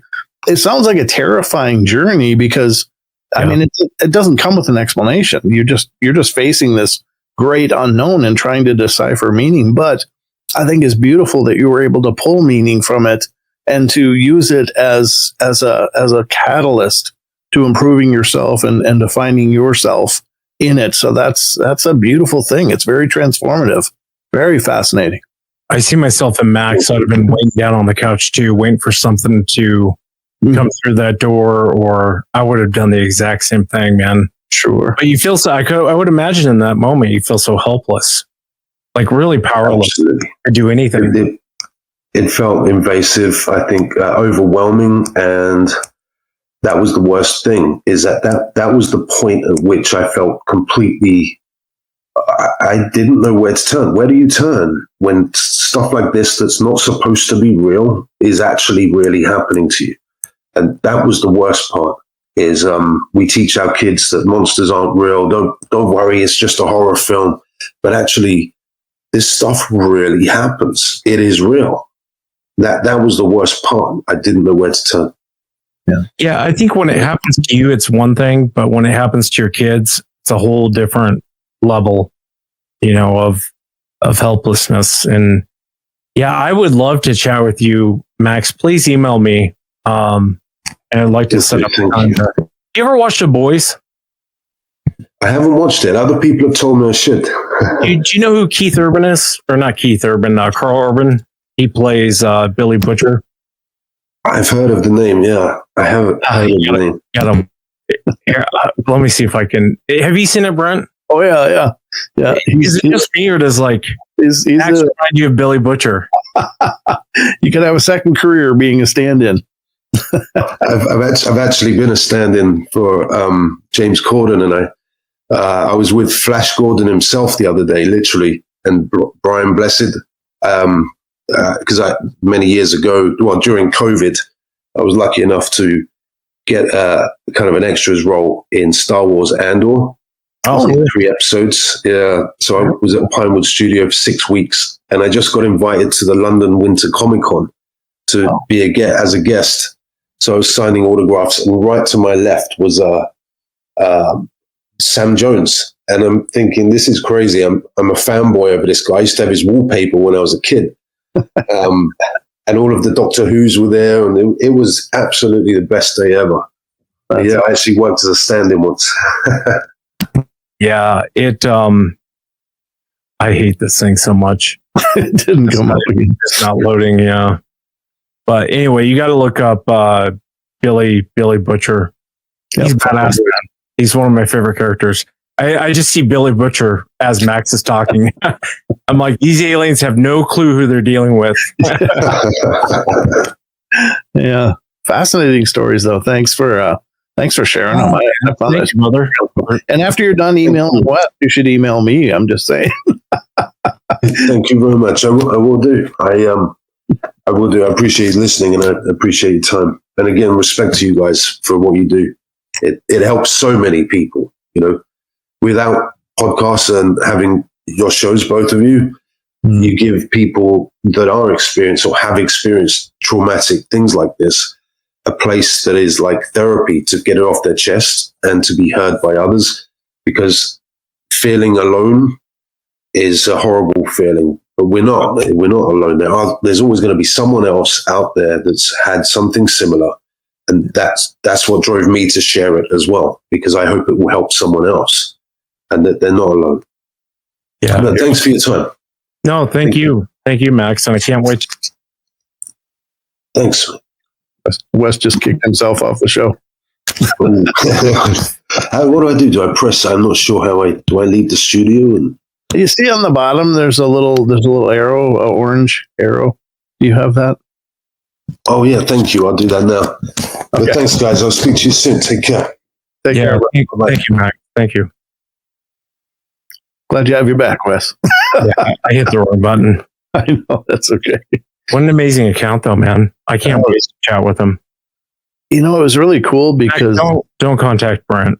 He's just come back out the air. I'm the ambulance chaser of Sasquatch Chronicles. No, I would love to chat with him. I mean, he only talked for like 10 minutes, but I could have, that he probably talked for hours on the stuff he experienced. Yeah. But a great recollection. I mean, it's like, obviously this has been a big part of his life. And I found it really fascinating that he did make the correlation, because I was thinking during his narrative, I'm like, a lot of biblical descriptions of angelic encounters, you'd swear they saw a UFO. I mean, there were these objects in the sky, oftentimes spherical or other strange shapes. And it seems he's made a correlation in that for his own experience. So that's really fascinating. Yeah. Yeah. 1 second. Sorry, man. No, go ahead. I really have no clue what I'm doing. What sucks about this when you leave the studio because I hit the wrong button. Mhm. Now all my videos are gone. So it kind of blows. Oh no. Yeah. Okay. Let's try this again. Let's see if it will.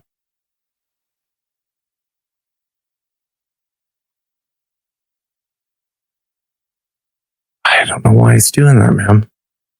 That really is strange.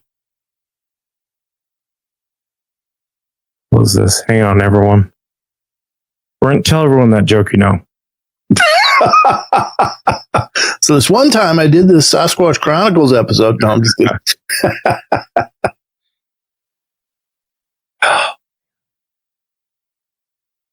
Hang on 1 second. The other thing I was thinking of is account. I'll just keep talking until you're ready. But the other thing I was thinking about is in my own experience, when I saw a UFO for the first time, and I was looking through the night vision binoculars, and I'm seeing it, and it's this splendouring, giving off light, flashing lights, and all that, and I'm like, I got to see this with my own eye, and then I just lowered it with my eyes fixed on that spot, and I saw the trees, I saw the night sky, but there was nothing there, and I'm like, oh my god, it took off. So I raised the binoculars again, the night vision binoculars, and there it is. And it was a very real experience. They can hide. They can, be right in front of you, and we wouldn't even know it. So yeah, in your encounter, you couldn't see it with the naked eye, but what did you have to actually see it? I was using night vision binoculars to look at the stars. So I was out stargazing basically, and that's when I happened to see it. It was hovering above a tree, right near me.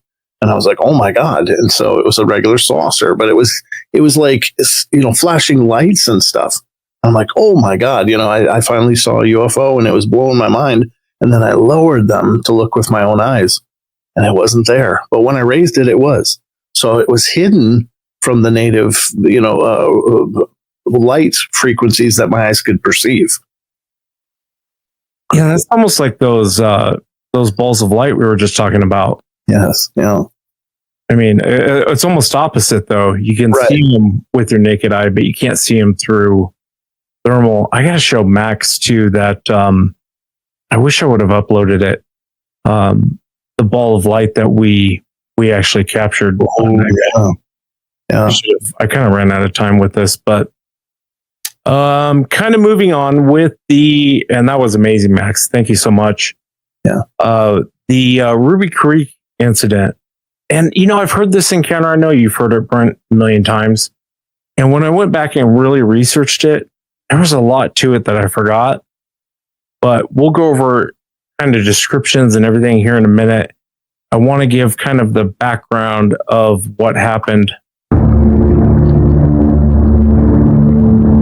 The next well-documented story from Harrison Lake is the so-called Ruby Creek incident of 1941.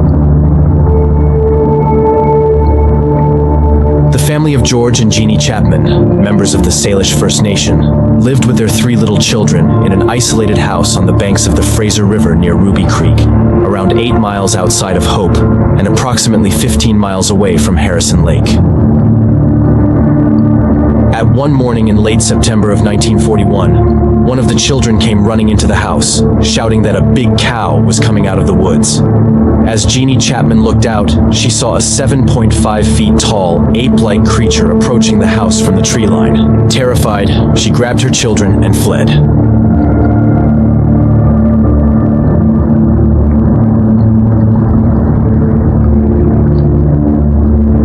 As the husband, together with other men, went to the house a few hours later, they found 16-inch-long footprints that led to a shed where a 300-pound heavy barrel of fish had been lifted and smashed on the floor. The prints then led across a field and into the mountains. Footprints were found on each side of a 5-feet-high wire fence, giving another clue to the size of the creature that apparently just took the fence in one stride. Here you can see a photo of Renee DeHinden standing on the original fence of the Chapman family at Ruby Creek.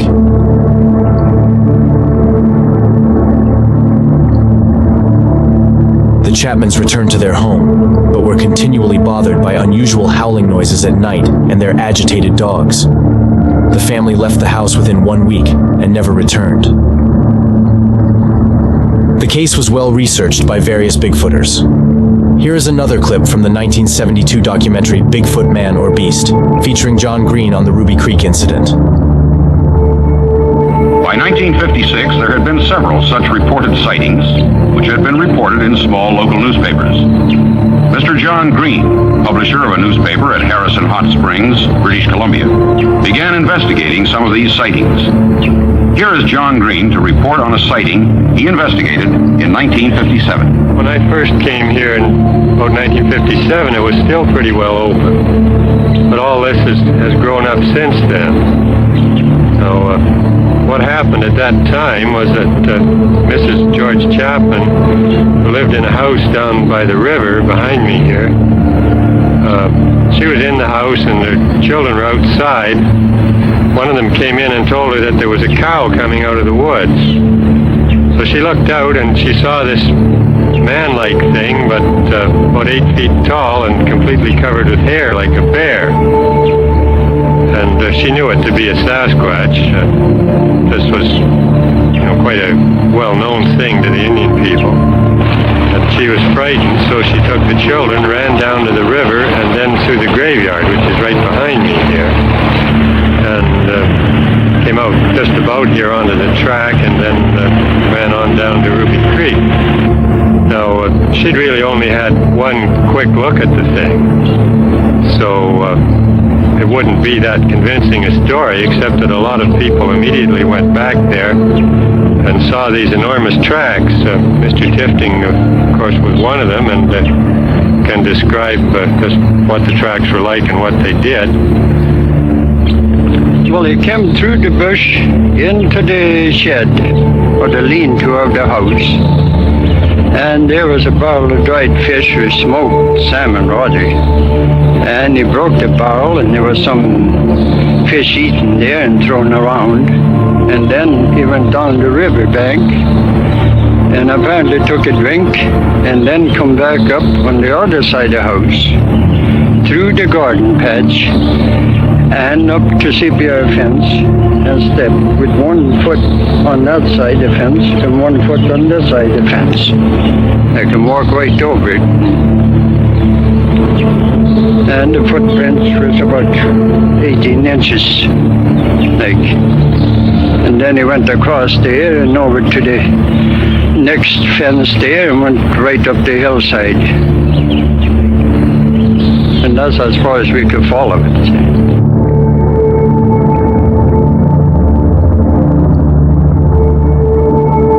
However, stories of disappeared and missing persons are still coming from Ruby Creek until today.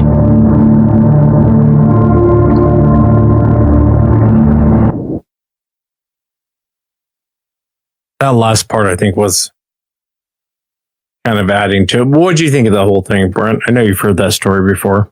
Yeah, I've heard of it. I think it's fascinating. I think the biggest thing to me is that, we oftentimes regard these beings as generally pretty reclusive. They avoid people. But here it was like coming right to the house. So it makes me wonder what was going on with that individual. Was it was it part of a family group, or is this one of those rogues that people refer to, or what? But I mean, it was bold as brass just to come into the house and then help itself to some fish, Yeah, I'm not so sure that thing. Hang on 1 second. Sure. Oh, this. I'm not so sure that it was looking to really hurt anyone. Right. Mrs. Chapman later said it was a massive upright figure. It moved like a man, but its entire body was draped in long, pale, yellow-brown hair, nearly 5 inches long. Its arms swung with heavy, effortless power, and each step landed deliberately with weight. But here's the interesting part.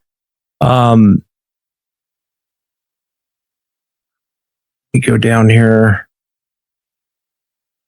There's a section I'm looking for. So it makes it sound like the son comes in and goes, "Oh, hey, look, there's a cow out there," and he's obviously freaking out. And she just grabs a sheet and they all take off. And where's it at? My glasses on.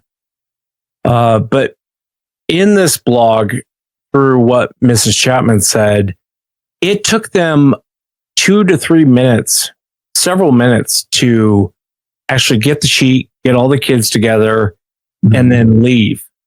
Okay. So it's not like the creature came bum rushing them. And she had made a comment right here. Miss Chapman recalled that she had, in her own words, far too much time to look at it. She stood her ground outside while instructing her eldest son to fetch a blanket and gather the other children. The kids were nearly panicked, and it took 2 to 3 minutes to retrieve the blanket, during which time the creature advanced to the near corner of the field, roughly 100 feet away. So, and I've always understood the encounter to be this thing just comes rushing. She grabs her kids, grabs the sheet, and they all take off. But there was a lot of time where she sat there and watched it. And, like I said, in her own words, that she had far too much time. And I always assumed that, so the mother and the children take off, and then George Chapman comes back after working at the railroad all day. I assumed that was the end of it, that they just left it and they were like, they can have it. But that's not really what happened. They actually went back and they were there for a while. And when they went back, so when George met up with his wife and his children in the village, he asked his, I think, brother-in-law and a bunch of his friends to come back with guns so that when he went to go work at the railroad, his family was protected. And they were there constantly. And the guys that showed back up with the guns, and even George said this later, the creature was still around. They were getting weird vocalizations. They were finding tracks everywhere. And it wasn't until that point they decided to actually leave. So it wasn't like a one-time, let's grab our kids and we're out of here. Yeah. They actually went back. And Mrs. Chapman kind of knew what a Sasquatch was. She kind of knew what it was. Yeah. Her own words. And if you get a chance, read the blog. There's a lot of things that I forgot about that whole encounter with them. I didn't realize it went on so long either. I mean, it sounds historically, it was always told as like you said, they got the cabin rush. This thing came storming in. They barely made it out and they just never went back. So that's fantastic. And that's kind of why I have a problem with the very ending where it's like, oh, people are still missing in this area, which I'm sure that they are. Sure. Because it's, when the wild doesn't suffer fools. Yeah. But in the same breath, if that Sasquatch wanted to kill everyone, it would have probably smelled that fish and obviously wanted that fish. And, right. But yeah, I always found that encounter very, very fascinating. Yeah. The fact that it truly, if it wanted to kill everyone, it would have. Yep. That's fascinating. I didn't realize all that. That's really cool. But they also said, I think it was was it the narrator or John Green said that she must have had some native descent. And I think didn't it kind of imply that the wife was Native American? I don't know if she was or not. She makes a weird reference in her statement, like she knew what it was. Right. Yeah. And the First Nations in Canada obviously know what it is. Sure. But the tragic part of that whole thing, all the kids later died.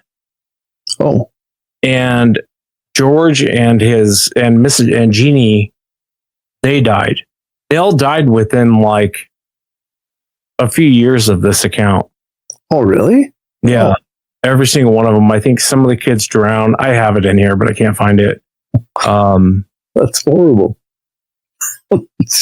I'm laughing because it's just uncomfortable. It's like, oh man, they got out of there and just went on to die. Well, a lot of the First Nations kind of have this weird, and even Native Americans, seeing Bigfoot isn't a good thing.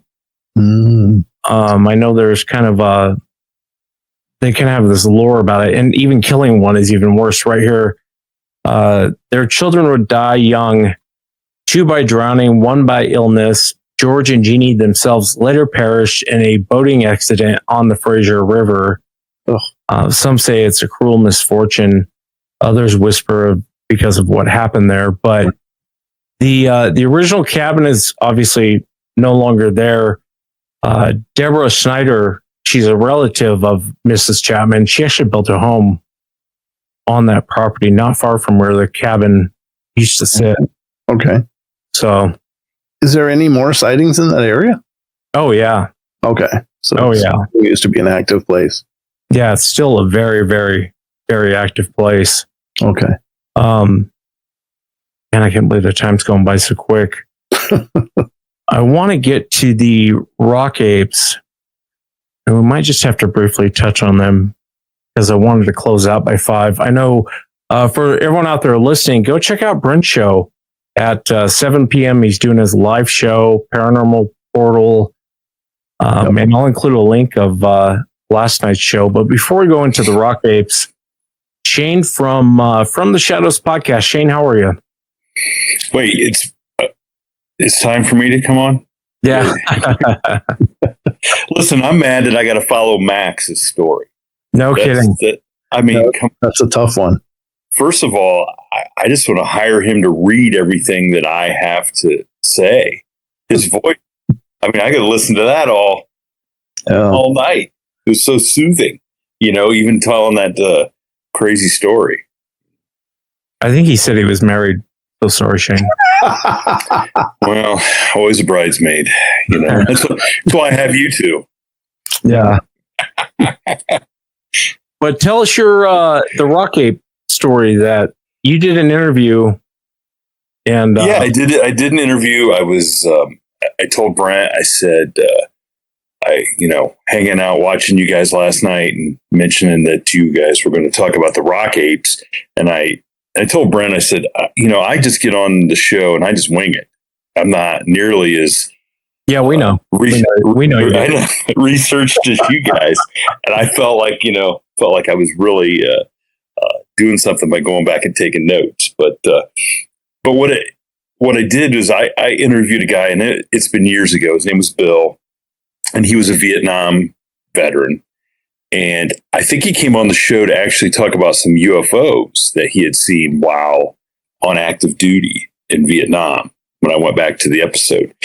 But so I pressed him about the rock ape thing. And so he was the guy who, when you were leaving the service, heading back to the States, you went and did kind of like we call it an exit interview, but he'd debrief you on what you experienced and, different classifications of what you were and what you weren't allowed to talk about or whatever. And so he said what interested him is he's, after the first couple people started mentioning that they had encountered these things that were called rock apes. And he just kind of blew it off like, what are these guys talking about? But he said after it became dozens and dozens of people and then turned into hundreds of people that would mention these encounters. And so what he described in that episode was that there were 2 different kinds of creatures the soldiers were running into. And one was a smaller creature that he described as being like 3-4 foot tall. This is how the people described them. And they were like all the soldiers didn't think anything of it because they kind of thought these were real monkeys or real little apes that were running around Vietnam that somebody had to have known about. Like it wasn't a big deal to them. They were just like annoying. And they said that they would throw stuff at you, scream and yell at you. They would kind of like play tricks on these guys. And they were really annoying because they would give away like these guys' location sometimes when they're, so they said you tried not to engage them because they were just kind of a pain in the neck. But and he said one soldier actually told him that in their encampment, like where they were stationed, they would have to put padlocks on their stuff because they would raid the camp at night. These things would come in, take stuff, and take food, take different things.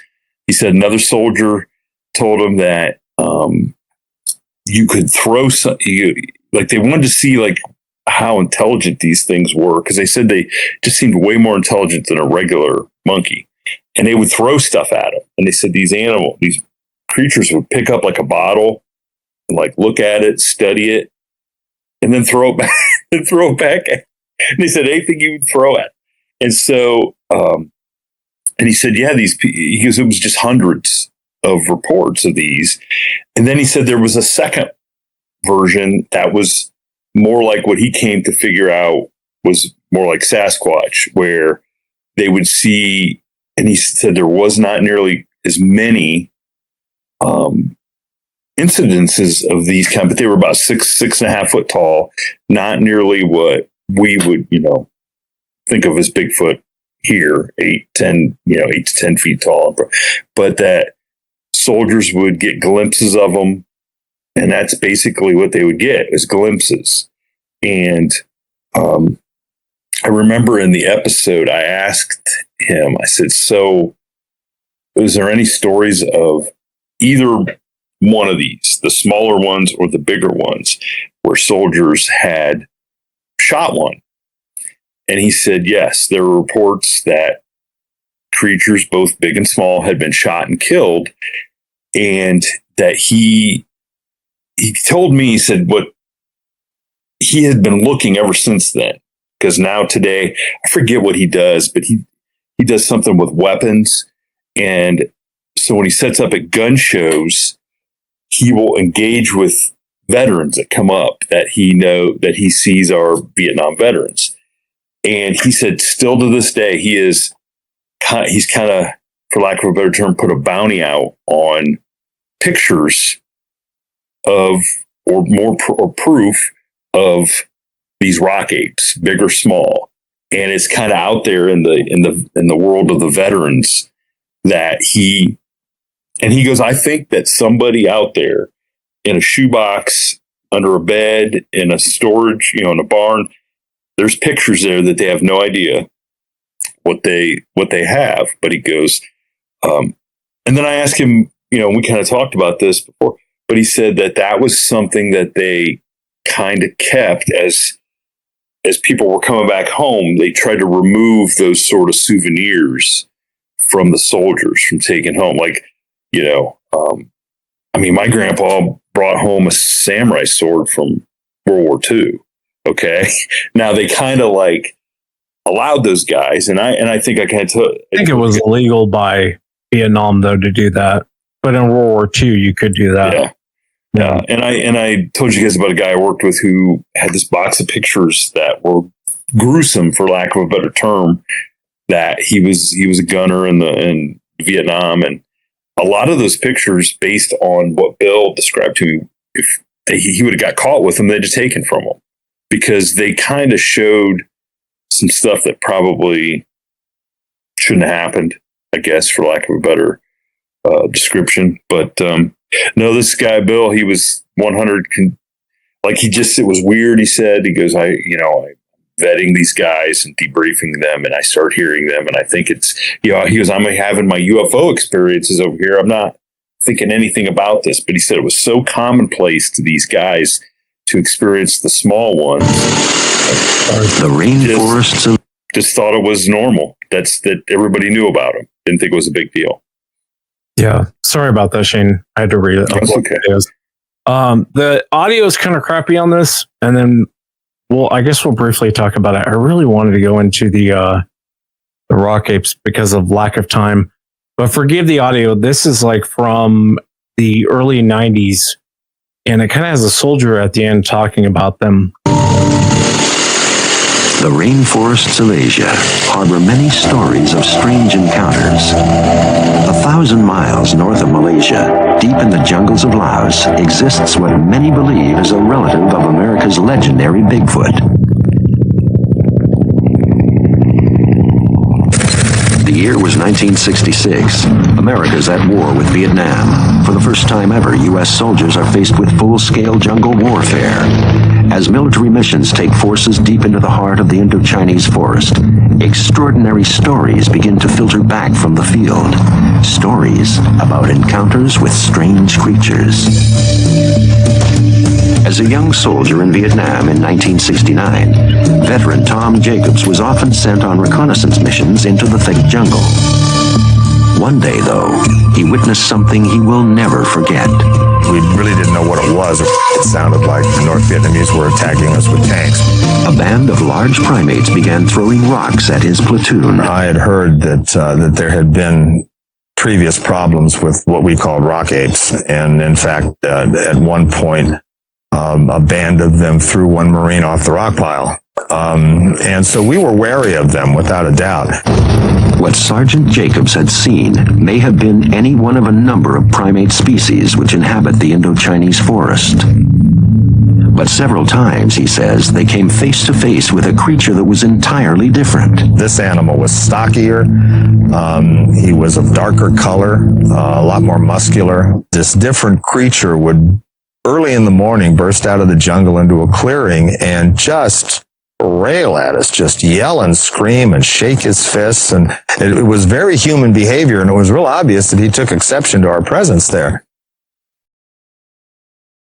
So the rock pile that he's talking about, if this thing loads. Yeah, good.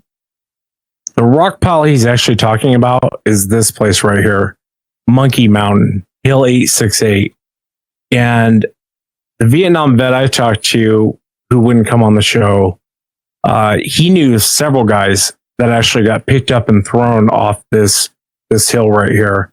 Oh, wow. And he went into, he told me all sorts of stories about the rock apes and what they actually look like. And he didn't think it was actually Sasquatch because, in his opinion, and it kind of goes along with some of the research I found, a lot of the Marines describe these creatures as like 5 to 7 feet tall. And they kind of had this reddish brown hair. They looked kind of human-like in the face, but they had all kinds of problems with these things, especially on what the soldiers called Monkey Mountain. But there is a battle that took place of Dong Den in 68. I spent a lot of time on this blog researching this, but a lot of, if you listen to what and I won't go through it all, but if you listen to the soldiers on what they saw, what they heard, it almost sounds like modern day reports. But one of the things that I thought was fascinating, and Brent and I were talking about this last night on his show, is, why don't we have bodies? So when it comes to these Vietnam guys, or any soldiers really, they're trained to kill. And when they're scared or whatever, your training comes in place, especially with Marines, man. Marines are a little crazy. God bless them. Thank God that they are. But Marines in this battle, and if you want to go back through and read it, they opened fire on these rock apes. And several Marines said they hit them, not only once, but a couple of times. This whole battle lasted like 45 minutes. And one Marine had said he had hit one, I think 3 or 4 times, but it didn't collapse like a man. It didn't collapse like they just kept going. When the daylight came, there was no bodies found. There was only blood trails and footprints. Kind of like what I was saying last night, Brent, on your show with Dr. Bennernagel, what used to drive him nuts is only trace evidence. You would think all of these Marines firing at these rock apes, there'd be bodies everywhere. I find that odd. There was no bodies, just blood trails and footprints. But it doesn't, as you go through these different, I tried to really research these different battles that they talk about. There was an incident at the Laotian border with a bunch of Green Berets, and they came across a family group of these things, and they thought that they were villagers. But instead of opening fire, they just sat there and watched them. And you can kind of read some of the Green Berets, what they were saying, what they ran into. Even a juvenile got close, peeking around a tree. And they described their behavior in this family group that they watched, but there was no gunfire. There was nothing, that happened with them. But their description is fascinating. It kind of goes back to what I always say, like, if you don't engage with them, I think they're going to leave you alone. Yeah. The minute you start engaging with them, and that Monkey Mountain, that Monkey Hill, there was a lot of Marines that got hurt in that, being hit with rocks. And what do you think? Well, there's a couple things that I wanted to make note of, because I found it interesting that Shane was describing not only the 4 to 5 foot ones, but also these smaller ones. And in Indonesia, where my wife is from, there's still reports of these diminutive. There's the orang pendek, which is there's quite a bit of people looking for that, but there's also the Homo floresiensis, which they found fossil evidence in this cave, but there's still reports of people seeing those diminutive people in the forest over there. So there's your orang pendek, then there's the Homo floresiensis, and then there's a larger version over there that's called Ibu Gogo, and that's more of a larger Bigfoot-ish kind of thing. So I'm wondering if it's not just Vietnam and Laos, but if they're actually possibly propagated through most of Asia like that. I would imagine. Yeah. I should have Cliff Berkman on to talk about the Homo floresiensis, the little. Yeah. He's really looked into that. Oh, very cool. Yeah. What's your thoughts, Shane? What I wish? I wish I would have asked more questions to a lot of the generation that fought over there in Vietnam. When having not, a lot of those guys did not want to talk about what happened, but they may have wanted to talk about something like this. And, but I mean, you're over there in the jungle and places that probably are not totally, explored. And then you're in there shooting and killing. And I mean, I can imagine why somebody'd come out yelling and screaming. I mean, you go to some neighborhoods, if you're starting your car up too early in the morning, there's a lady going to come out and yell and scream at you. So imagine these animals, you're in their house, these creatures, you're in their house. And that's the thing, is they all seemed way more intelligent than just, than just a monkey. So only Shane could have equated that with a Karen. I didn't say a name. You're the one who put a name to it. That's funny.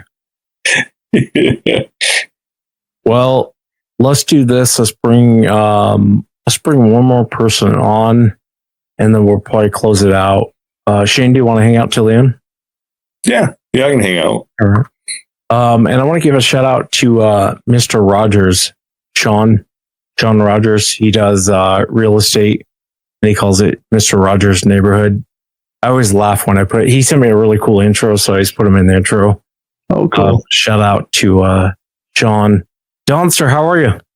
Gentlemen, glad to be here. Hey, good to have you. Enjoying the show. I enjoy all your shows. As a matter of fact, I can thank Wes for introducing me to both Brent and Mr. Shane there. Oh, cool. Or blame Wes. Yeah, or that way. Yeah, sure.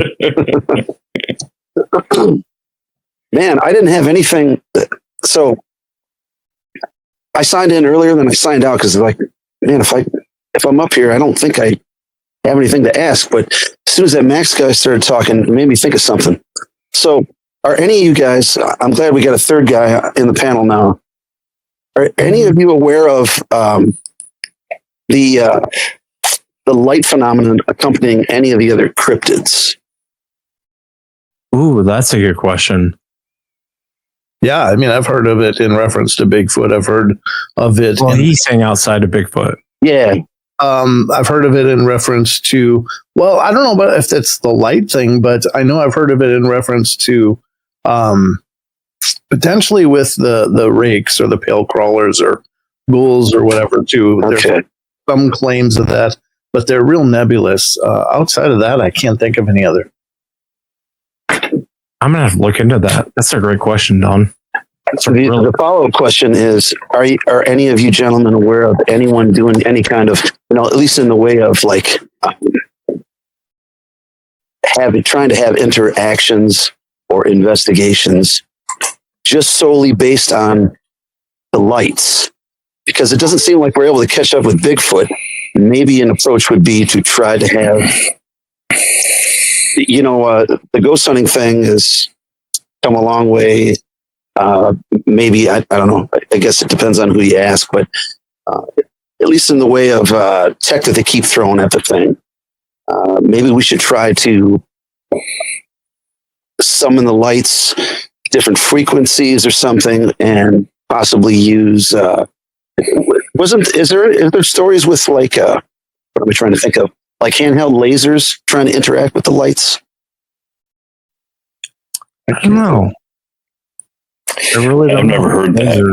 Yeah. But I will say that. It's too bad Sean was going to bring him on. Not to sound too crazy, but I have heard a couple reports where people believe that the lights, if some of these cryptids are truly interdimensional and coming over from somewhere else, the lights are their mode of transportation to come from one place to the other.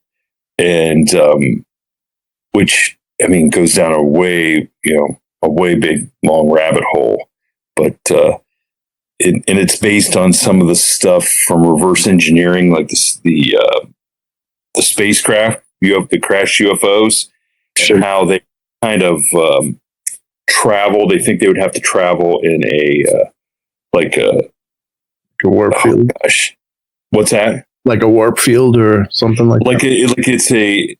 It's an electromagnetic kind of field that kind of distorts the area around the ship. And so I heard, and this was somebody that was talking, that was supposedly from the government and had seen a bunch of, information about that's why they believed like you couldn't get good pictures of a lot of these things because they were surrounded by these fields of energy that help them move from one plane of existence to the other. And I'm like, holy smokes. Hey, Wes, I'm sorry to interrupt you, brother. I thought it was on your show, Wes, and I don't know if you'll remember this, but I swear years ago, before I actually started doing my own show, I was listening to your show, and I think it was, you were talking about it, you were telling the story of these two Bigfoot researchers that were out there looking for Bigfoot, and they were kind of walking around, and they came upon these lights in the forest, and what was it? And then the lights kind of landed, and like these two weird creatures melded out of that, and they used their flashlights and shined it on them, and then they turned back into orbs every time the flashlight light hit it. Do you remember that, Wes? I don't. Okay, maybe it wasn't your show then. I'm sorry. I thought for sure it was your show, though. That was your show, Brent. No, I wish it was my story. I wish I've only paraphrased it a few times, but I was from Sasquatch. I could be wrong. It could have been my show. I don't remember that though right off the top of my head. I'm not really all for summoning anything. Yeah.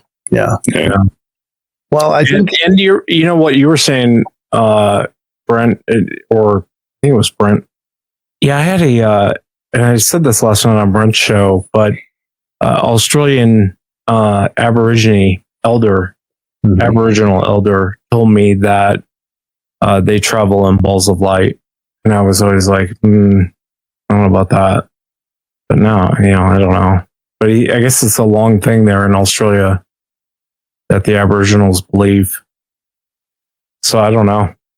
I really don't know. Isn't that interesting food for thought, though? If you had to take that, what's to say that if it is the mode of transportation, that it isn't also potentially, I'm trying to say, it could be these moments where the silence happens. something's coming into our being that's causing some kind of unseen buffer that's felt more than seen. That's very interesting to me. Yeah, what I find interesting too is like Max talking about how everything went silent. And what do you often hear when people run in right before they run into Sasquatch? Everything goes dead silent. I mean, you could hear a pin drop. And do you find that in a lot of paranormal encounters, Brent? Like poltergeist or? Not really the silence so much, but people do feel just this horrible dread, like before a lot of energy manifests. Another thing people explain a lot in areas of high activity is they'll come in and they'll feel like they're walking through soup, like the air feels thick, and that comes up all the time in ghost hauntings and in places people are investigating. So mostly that. I think you're breaking up a little bit. Oh, okay. Just mostly that. That people feel like they're walking through a soup comes up a lot. The air gets real thick, but I've never really heard anybody say that it went dead quiet. Only in the wilderness have I heard that, or UFO reports. Yeah. Both of those. Yeah. It's a great question, though, Don. I'm gonna have to look into that with regard to the lights and other cryptids. I've never even considered that, and I can't even say I've heard a dogman encounter where they've seen the lights. Kind of seems like only with Sasquatch for whatever reason. They're the only reasonable cryptid in my estimation. Yeah. Dogmen just kind of invade your space with no regard of formality. Here's that audio I was playing earlier. Don, what do you think of this? I cranked it up a little bit. Hang on one second.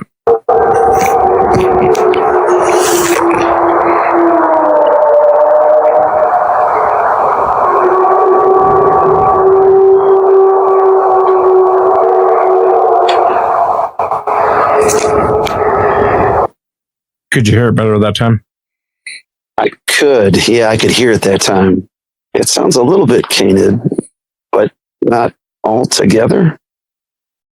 Yeah, there's something off about it being a Canaan, but I would not want to hear that. Yeah. No, I wouldn't either. Well, I think that's it for tonight. I want to wish everyone a happy Thanksgiving holiday weekend, and everything will return to normal next week. Don, thank you so much for coming on. I'm sorry for some of the people we couldn't get to. Oh, there he is. What's up, Mr. Rogers? What's up, big guy? How you doing? Good. How are you? Just about to go out for the evening, but I love the show and thank you for all you do and hope you're feeling better. Oh, thanks, man. Thanks. I knew as soon as I walked away from the computer and went out live on the phone, it would, you might call me in, but what a great episode, and thank you for all you do, Wes, and I mean that. Oh, thanks, man. I appreciate it. And happy Thanksgiving to you. You too. Hope everything's going your way, everybody. Happy holidays, Merry Christmas, Festivus, Kwanzaa, whatever you celebrate. Absolutely. Happy holidays, Don, and everyone who joined tonight. Brent, thank you so much for coming on. Yeah. And what's that? I said, thanks for having me. It was a blast. Yeah, no, I had a great time, and I'll post the show we did last night to the blog if people want to check it out. But in the meantime, at 7:00 here in about 2 hours, Brent goes live again. Definitely check it out. Shane Grove with the From the Shadows podcast. Shane, it's good to see you, man. Happy holidays. It's good to see you too, and go Buckeyes. Everybody out there. Take care, everyone. Have a good night, everyone.